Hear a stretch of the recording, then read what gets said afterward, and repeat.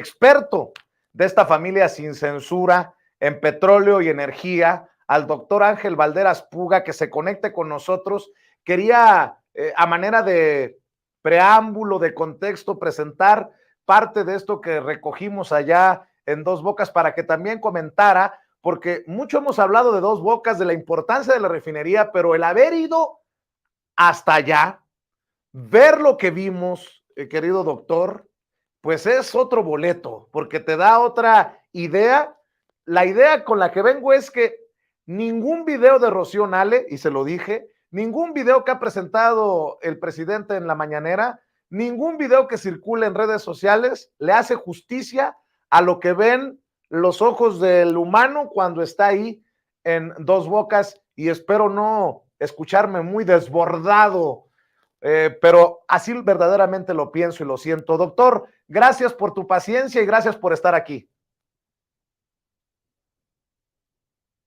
A ver si nos ayudan con el micrófono los compañeros ahí en producción. Ok, es que ya ves que se desactiva. Sí, para sí, que señor. No se escuche.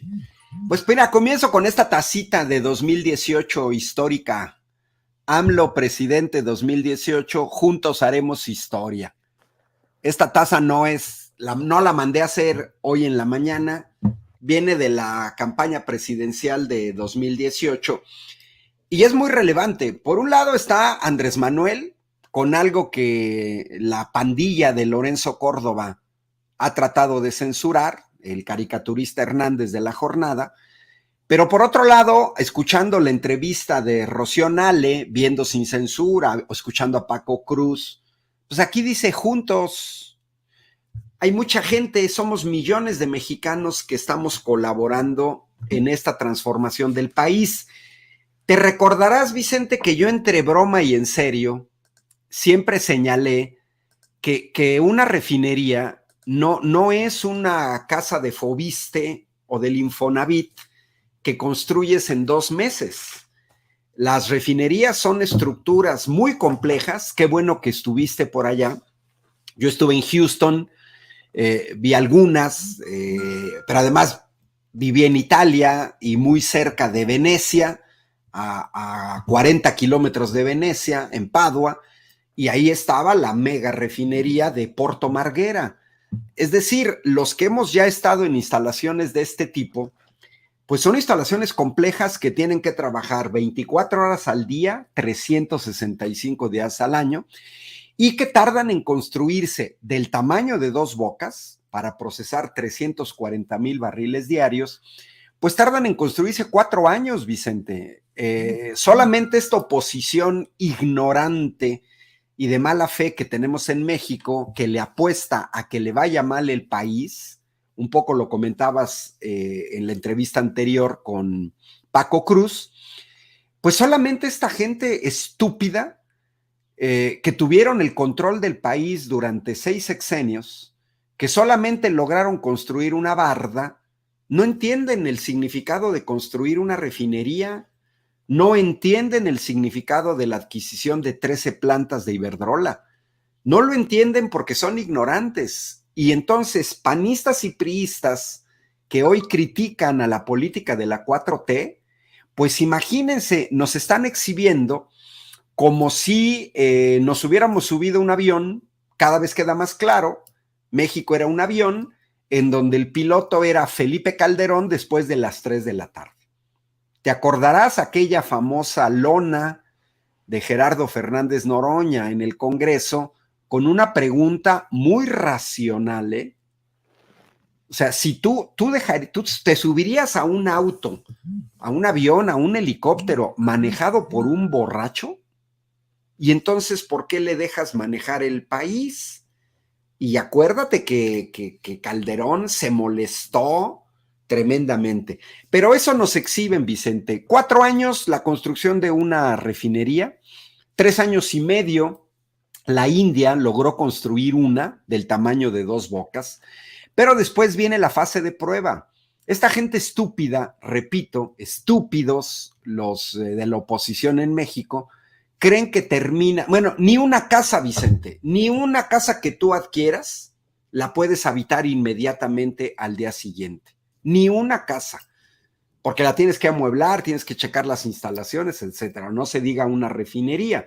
Y las refinerías, pues pasan periodos de prueba. Si son chiquitas, antes de entrar a funcionar, porque después ya no las vas a poder parar, pues pueden tardar 3 meses, 5, 6 meses. Entre más grandes, más. Hay refinerías en Estados Unidos que antes de entrar en funcionamiento, pues han tardado 1 año digamos, en terminar su periodo de prueba, ¿no? Entonces, bueno, qué bueno que estuviste ahí en Dos Bocas. Yo espero estar a finales de mes también en Dos Bocas. Curiosamente, yo estuve en Paraíso, Tabasco, en un foro en defensa de la soberanía nacional energética. Me tocó coincidir con el ingeniero Javier Jiménez Espriu, que en la primera parte de este sexenio fue el secretario de Comunicaciones y Transportes, expremio nacional de Ingeniería, exdirector de la Facultad de Ingeniería de la UNAM, y estuvimos en Paraíso, Tabasco, en la Universidad del Petróleo, cuando a nadie se nos ocurrió que ahí iba a estar una refinería. Entonces es bastante satisfactorio haber estado en Paraíso, Tabasco, defendiendo los energéticos y ahora ver la construcción de una refinería gracias al magnífico trabajo de un presidente nacionalista, Andrés Manuel López Obrador, les pese a quien les pese, gracias a un trabajo magnífico de una secretaria de Energía eficiente, honesta y trabajadora, la ingeniera Rocío Nale, y gracias al trabajo de Víctor Oropesa y de director de Pemex, pero también de Manuel Bartlett, director de Comisión Federal de Electricidad, que también han hecho una política nacionalista en defensa de estas 2 empresas públicas. Teníamos 3, pero los panistas irresponsables cerraron luz y fuerza del centro. Entonces, esa es la situación, Vicente. Querido Ángel, creo que tu análisis es necesario, fundamental para entender con claridad lo que hace el presidente Andrés Manuel López Obrador. Venimos de gobiernos en los que buscaron privatizarlo todo, privatizaron los trenes, y como diría Laida Sansores, palabras más, palabras menos, no privatizaron a su chingada madre porque no pudieron. Pero a ver, Ángel, estamos a meses de que arranque funciones, operaciones, Dos Bocas, la refinería de la 4T. Y ayer el presidente Andrés Manuel López Obrador, sorprendiendo a propios y extraños, anuncia que el gobierno de México ha firmado un convenio para comprar a Iberdrola 13 plantas de generación de energía eléctrica que formarán parte del patrimonio público y serán operadas por la Comisión Federal de Electricidad. Dice que es una nueva nacionalización, obviamente de la mano de la soberanía energética, la nacionalización del litio, la refinería, rescatar Pemex, rescatar a la Comisión Federal de Electricidad. Ayúdanos, si me permites pedírtelo, Ángel, a entender la magnitud de esto, porque se vendrán las noticias falsas y los comentarios carroñeros en redes sociales de que el presidente está comprando puros fierros viejos, pura chatarra, cuando han defendido a capa y espada a Iberdrola. Además, el legado de Felipe Calderón, macheteado desde a ras de suelo, ¿no? Aquí en este gobierno del presidente Andrés Manuel López Obrador sí se construye una refinería, no solamente una pinche barda como la que dejó Felipe Calderón en Hidalgo, y a Iberdrola, sí, a la empresa favorita con la que más hizo negocios Felipe Calderón, se le compran, se le arrebatan, si me permiten esta expresión, 13 plantas generadoras de electricidad. Ahora sí te dejo, Ángel. Mira, Vicente, déjenme compartir, porque vale la pena. Me parece que esta diapositiva, esta lámina, estos datos clarifican. Como siempre dice el presidente, no hay texto sin contexto. Hay un contexto clave para entender la adquisición de estas 13 plantas de Iberdrola. Y es esta tabla. En el año 2000, al ingreso de Vicente Fox, quien generaba el 100% de la energía eléctrica en este país era Comisión Federal de Electricidad y Luz y Fuerza del Centro, aunque no aparece ahí en la segunda columna. Y los privados no generaban electricidad, al menos oficialmente. Estaba prohibido por el artículo 27 constitucional. Sin embargo, violando la Constitución y en donde se quedaron callados los jueces de la Suprema Corte de Justicia de la Nación y todos los que hoy gritan al escándalo, hoy en la mañana lo decía el presidente, se convirtieron en constitucionalistas porque durante 13 años se quedaron callados ante la violación del artículo 27 constitucional que prohibía a privados generar energía eléctrica. El artículo 27 constitucional estuvo vigente hasta diciembre de 2013. Entonces, veamos esos dos primeros renglones. ¿Cómo es posible que prohibiendo la Constitución que los privados generaran energía eléctrica, cómo es que se llega a 2013 en los dos sexenios panistas a que el 37% de la generación de energía eléctrica en este país fuera por parte de privados? 37% violando la Constitución. Bueno, con Peña Nieto, de 2013 a 2018, Comisión Federal, ya había desaparecido Luz y Fuerza del Centro, la desapareció Felipe Calderón. Estábamos ya en una proporción prácticamente mitad y mitad. Cuando llega el gobierno de la 4T, era 52-48. Hay que tomar en cuenta que el gobierno de la 4T en realidad toma posesión en 2019. En diciembre de 2018 estamos en esos números. Entonces, una buena medida de lo que pasó es ¿qué tomó el gobierno, nuestro gobierno de la 4T? Pues tomó los datos de 2019. Ya la mayoría de generación eléctrica en este país era por empresas privadas y además extranjeras, que eso es lo peor. Y como dejaron contratos amañados, ya firmados, y como tienen el apoyo de magistrados como Juan Pablo Fierro, que sirven a intereses extranjeros, pues para 2021, que es cuando el presidente propone una reforma constitucional para detener este futuro negro para el país, pues ya la proporción era 38-62. Y la proyección para final del sexenio, con un gobierno nacionalista, pero amarrado por contratos y un poder judicial cómplice de empresas extranjeras, era que la proporción iba a ser 30-70, a favor de los privados. Y a final de la década, ya con un segundo gobierno que va a ser seguramente de la 4T, la proporción iba a ser 15-85. Bueno, ¿qué significa esto, Vicente y el querido público de Sin Censura? Pues significaba la desaparición en esta década de Comisión Federal de Electricidad, porque todos los que sabemos algo de economía, mínimo de bachillerato, pues sabemos que si tú controlas el 85% de la generación, eres dominante. Hoy en la mañana el presidente decía que usaron una falacia para desmantelar Pemex y Comisión Federal. Hablaban de monopolio, un concepto que no se puede aplicar a lo público. Se puede aplicar a las empresas privadas. Podemos hablar el monopolio de Tesla, que no existe, pero si hubiera, o el monopolio de Microsoft. Sí se puede hablar de monopolio en empresas privadas, pero en lo público es absurdo que se hable de monopolio. Todos estos neoliberales, pues nunca le dijeron al pueblo de México que, por ejemplo, la empresa de electricidad finlandesa Fortum es 100% estatal. Tampoco nunca nos dijeron que la empresa sueca de energía eléctrica Vattenfall es 100% estatal.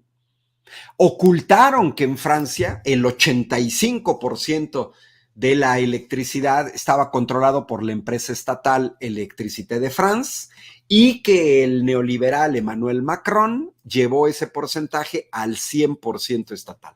Nos ocultan que Japón le está comprando petróleo directamente a Rusia, o nos ocultan que Alemania nacionalizó Uniper, filial de la finlandesa Fortum, ante sus grandes necesidades de gas y de electricidad.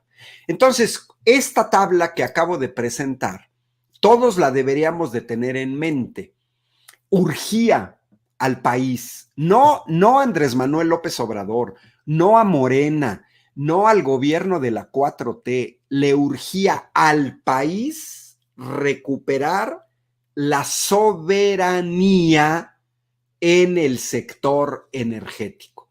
Y eso lo está logrando en poco tiempo este gobierno, porque te quiero compartir, hoy el presidente señalaba, bueno, ¿y cuál es el fondo de la adquisición de estas plantas de Iberdrola?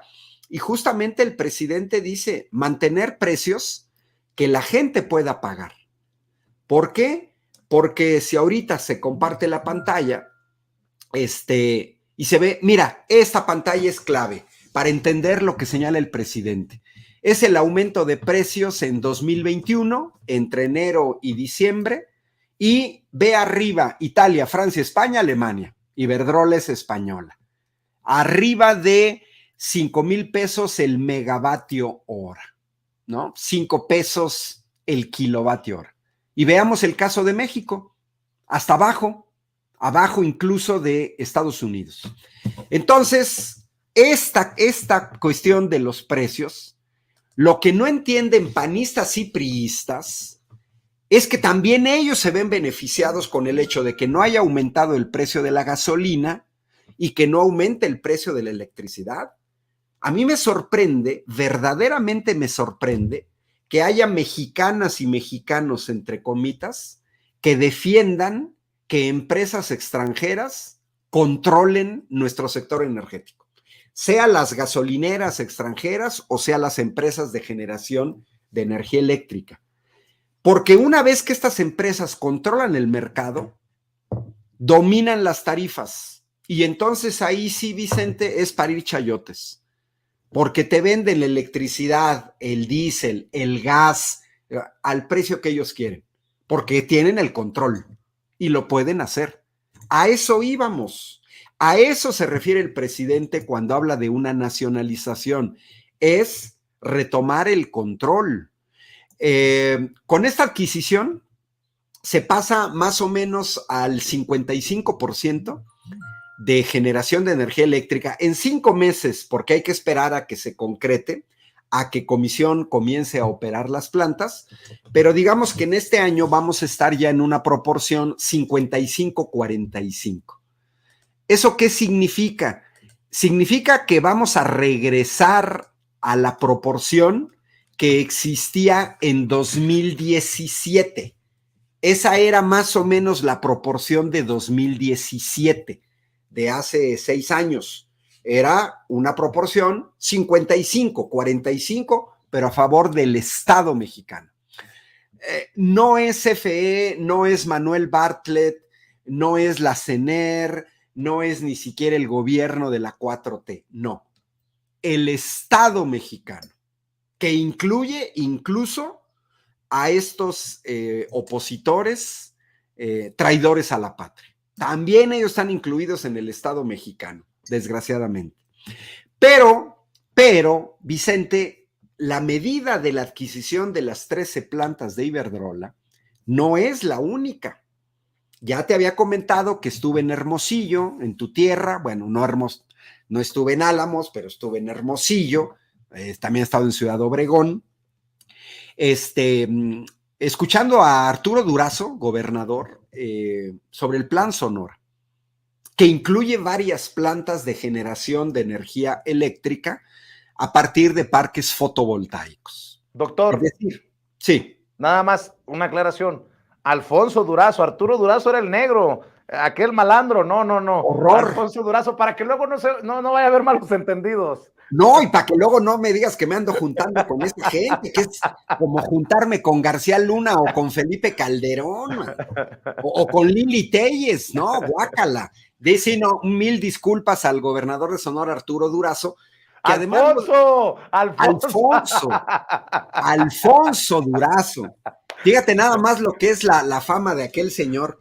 Sí, Alfonso Durazo, que además debo decir, mira, yo durante gran parte de mi vida me dediqué a formar docentes y a evaluarlos, ¿eh? La exposición de Alfonso Durazo fue magnífica, muy sintética sobre este plan Sonora. Bueno, pero regresando, por un lado tenemos un gobierno que le está apostando a energías renovables con la construcción de parques fotovoltaicos. Segundo, la sustitución de las turbinas en las presas por turbinas de nueva generación. Tercero, se está terminando de construir en el norte de México otra presa que panistas y priistas inútiles dejaron tiradas. Es decir, el gobierno de México está aumentando su capacidad de generación de energía eléctrica. Si a eso le sumamos los 8,500 vatios, vamos a meterle números, Vicente. ¿Qué significan estas 13 plantas? ¿Cuánto pesan estas 13 plantas? Iberdrola en el país tenía 24 plantas, de las cuales 2/3 partes eran plantas de ciclo combinado. Materia prima fundamental, gas natural. Tenían 6 parques eólicos y 2 parques fotovoltaicos. Es decir, Iberdrola tenía en el país solamente 1/3 parte de energías renovables y 2/3 partes gas. Bueno, Iberdrola le vende a México de sus 16 plantas de ciclo combinado, vende 12. Iberdrola se queda con 4 de sus 16. De los 6 parques fotovoltaicos, vende al gobierno de México la venta 1. Entonces Iberdrola conserva 5 parques fotovoltaicos y 5 parques eólicos y 2 plantas fotovoltaicas. Bueno, pero mira, al igual que en las refinerías, Vicente, es menos relevante hablar de cuántas refinerías, porque las refinerías son chiquitas, son grandotas, y las plantas de generación eléctrica igual. Aquí lo relevante es cuánto generan esas plantas. Y bueno, Iberdrola estaba generando casi 11,000 megavatios de energía eléctrica. 11,000, arribita de 10,600. Bueno, ¿de cuánto se deshizo Iberdrola? ¿Cuánto adquiere el gobierno de México? Pues ni más ni menos que el 80% de la capacidad de generación que tenía Iberdrola. Entonces, Iberdrola baja de una participación en el mercado dominante, en el mercado de los privados, porque, mira, hay de privados a privados. Y también el número de plantas no es relevante. En este caso yo tuve que señalarlo porque se habla de 13 plantas. Pero mira, lo relevante aquí es, ¿y cuánto generas? Para que te des una idea del peso que tenía Iberdrola hasta antes de este acuerdo, pues es que de las compañías en la Asociación Mexicana de Energía, con una capacidad instalada de 25,000 megavatios, es la mitad de lo que el país requiere en este momento, pues Iberdrola se llevaba prácticamente la mitad. O sea, Iberdrola estaba generando de esos 25,000, 11,000 megavatios. Para que te des una idea, Vicente, la segunda compañía en México más cercana a Iberdrola, que es la japonesa Mitsui, genera 2,200 megavatios. Es decir, prácticamente 6 veces menos que Iberdrola. Es decir, el peso de Iberdrola era dominante en el mercado de la generación de energía eléctrica por parte de privados en México. pesaba 6 veces más que su más cercano competidor, Mitsui, 6 veces más que la norteamericana Saabi, 6 veces más que la española Naturgy y casi 10 veces más que la italiana Enel o que la japonesa Mitsubishi o que la norteamericana Sempra. O sea, ese es el tamaño. Hoy, ¿de qué tamaño va a quedar Iberdrola? Va a quedar del tamaño de estas que te acabo de señalar. Iberdrola va a seguir produciendo en el país alrededor de 2,000 megavatios. Esa es la situación. ¿Qué gana México? ¿Por qué se invierte tanto la proporción a pasar del 39 al 55? Pues porque son 8,000 megavatios, Vicente. 8,000 megavatios, estaríamos hablando más o menos de una sexta parte de lo que el país necesita. 8,000 megavatios significan una tercera parte de lo que generaba la Asociación Mexicana de Energía, y 8,000 megavatios es ni más ni menos que el 80% de lo que generaba Iberdrola. Déjame para cerrar, doctor, preguntarte en términos históricos, ¿cómo está posicionada? A ver, ¿cómo lo planteo para que luego no se preste malas interpretaciones? ¿Cómo evalúas, cómo se ha posicionado la política de soberanía energética de la que tanto habla el presidente Andrés Manuel López Obrador, si lo comparamos con figuras históricas de nuestro país? Lázaro Cárdenas del Río con la expropiación petrolera, López Obrador con el rescate precisamente de petróleos mexicanos, la construcción de la refinería de Dos Bocas, la adquisición de las acciones de Deer Park en Houston, Texas, Adolfo López Mateos con la nacionalización de la industria eléctrica, hoy con esta adquisición de 13 plantas de Iberdrola, dice el presidente que es otra nacionalización. El presidente Andrés Manuel López Obrador nacionaliza el litio, que obviamente no estaba en la mesa en aquellos años. ¿Cómo entender la política de soberanía energética en este año, en este momento histórico, con Andrés Manuel López Obrador al frente del país? Si se puede hacer algún tipo de comparación histórica, doctor. Bueno, pues mira, primero muchas gracias a los comentarios de Yuli Vera, que ya hasta me anda candidateando, a ver, Verónica Paredes, Rafael Vargas, pero me quedo un poco con la de Francisco López, que me da risa en YouTube. Escribió: Iberdrola queda del tamaño del Borolas. Mira, ese ingenio de la gente que sigue sin censura, me encanta. Mira, hay que recordar que Comisión Federal de Electricidad nació por iniciativa de Lázaro Cárdenas. Y efectivamente señalaste a 3 presidentes que pues son los únicos desde Lázaro Cárdenas para acá, pues solamente hemos tenido 3 presidentes nacionalistas reales. Lázaro Cárdenas, Adolfo López Mateos y Andrés Manuel López Obrador. Los momentos son distintos. Por un lado, un poco el análogo de lo que ha estado intentando hacer Andrés Manuel con la nacionalización del litio, con la ley de la industria eléctrica, con el intento de reforma constitucional para el sector eléctrico, es un poco la situación que tenía Lázaro Cárdenas en un país donde el 100% del petróleo era controlado por empresas extranjeras.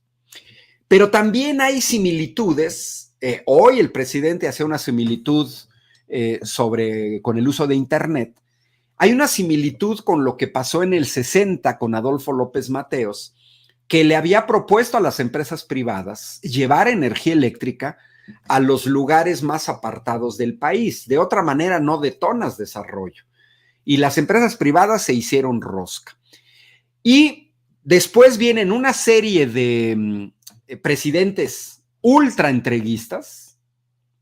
Comenzamos con Miguel Alemán, pero luego se viene Carlos Salinas, que vende más de 1,000 empresas estatales. Por supuesto, el señor Ernesto Zedillo. donde entramos ya en una fase que yo le llamaría, Vicente, una fase lacayuna, porque es importante ver el contraste. Es una vergüenza. Hoy Andrés Manuel filtró un poco de lo que había platicado con Sánchez Galán, el mero mero de Iberdrola a nivel internacional, donde le había reclamado que era una vergüenza que el Borolas, y yo agregaría a Georgina Kessel, su secretaria de Energía, se fueran a servir los chescos a Iberdrola, porque no tiene nada que ofrecerle. Ni Georgina Kessel sabe de energía, ni Felipe Calderón sabe nada de energía. Y Ernesto Zedillo se fue a trabajar a Procter & Gamble o a Union Pacific. Entonces entramos en esta fase entreguista y nos tenemos que esperar hasta Andrés Manuel López Obrador. Yo creo que al final del sexenio sí vamos a tener datos contundentes en el que, por ejemplo, en un sexenio Andrés Manuel López Obrador nos va a regresar la soberanía energética en diésel, en petrolíferos, diésel, gasolinas, turbocina, etcétera. Se está recuperando un poco la industria petroquímica, creo que se está recuperando un poco la política del gas y se va recuperando un poco el sector eléctrico.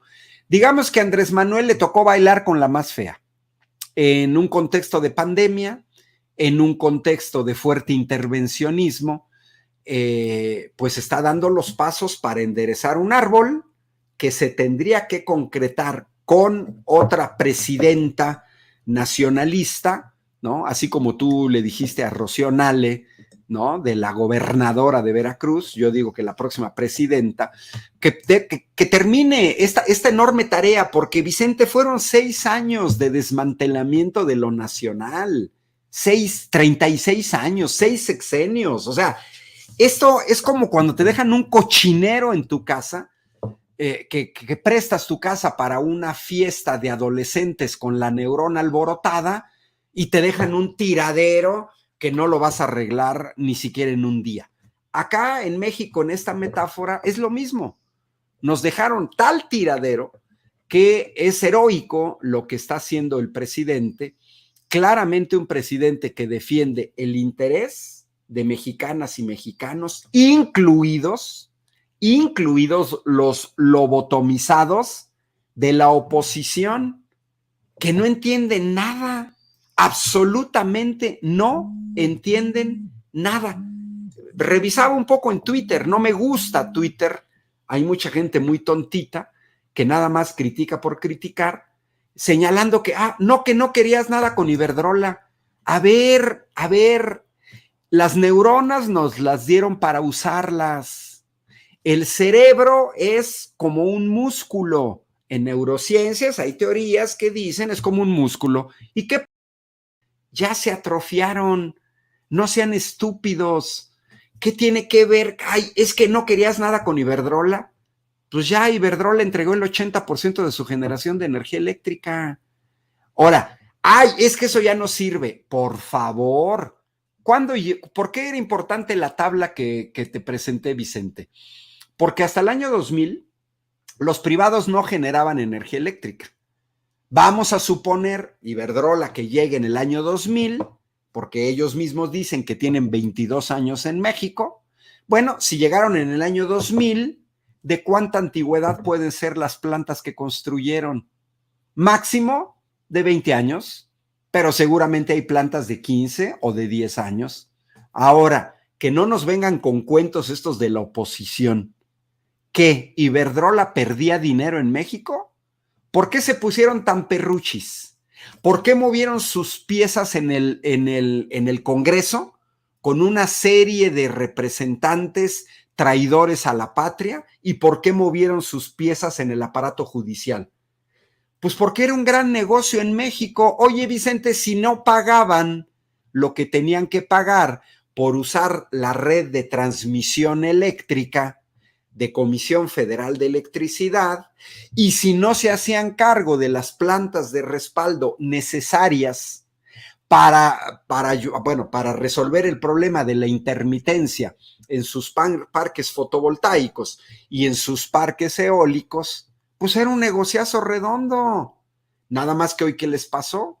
Se les apareció la 4T, se les apareció la insurgencia cívica de 2018 y pues, el presidente dijo, miren, hay ganancias, sí, pero no el lucro, no ganancias excesivas. Así es que muy bien por el presidente, de nuevo, a su salud, un cafecito, ¿no? Con la tacita de AMLO, que por más que nos lo quieran censurar, no nos lo van a poder censurar, porque estamos en sin censura, Vicente. ¿Cómo nos van a censurar los AMLitos? Claro, y doctor, hoy más que nunca hace falta un programa que encabeces en Sin Censura TV. Ahí te lo dejo siempre en la mesa. Tú sabes que te apreciamos, te admiramos, te respetamos. Urge por todo esto que está ocurriendo y que seguirán las reacciones ante los anuncios del presidente de aquí al 2024, por lo menos. Ahí nos avisas qué disponibilidad tienes y yo sé que la audiencia de Sin Censura lo apreciará. Por lo pronto, doctor, como siempre, tus redes sociales para que estén al pendiente de lo que escribes. Ángel Valderas en Twitter, en YouTube, en Facebook. Y bueno, ya publicando más en medios, ni modo, estoy publicando ya en el Universal en la versión nacional, después de 2 años de publicar en la versión regional aquí de Querétaro. Y pues sigo colaborando con la revista de la Unidad de las Izquierdas y publicando en medios regionales. Y muchas gracias de la invitación, Vicente. Ya habíamos medio platicado ahí en México, en el Zócalo, el 18 de marzo, y nos coordinamos, nos escribimos y vemos cómo le hacemos. Claro, muchas gracias por el espacio, Vicente, siempre un cordial saludo. Por ahí nos estaremos debiendo en algún momento una carnita asada con una buena cerveza artesanal. Por lo pronto, salud con cafecito. Salud con un buen cafecito chiapaneco, oaxaqueño, que por más que diga cuadri, pues oye, si dice que Guerrero, Oaxaca, Chiapas, que no aportan nada, pues yo no sé si el señor tome café o manda a traer café de Alaska, man. Muy bien, doctor, te mando un abrazo. Saludos hasta Querétaro. El doctor Ángel Valderas Puga, experto en petróleo y energía. Ya lo dijo, nos vamos a poner de acuerdo para que él encabece su propio espacio aquí en Sin Censura TV. Y déjeme saludar también al maestro Ricardo Sevilla. Me acordé mucho de Ricardo ayer, que estaba en Dos Bocas y leí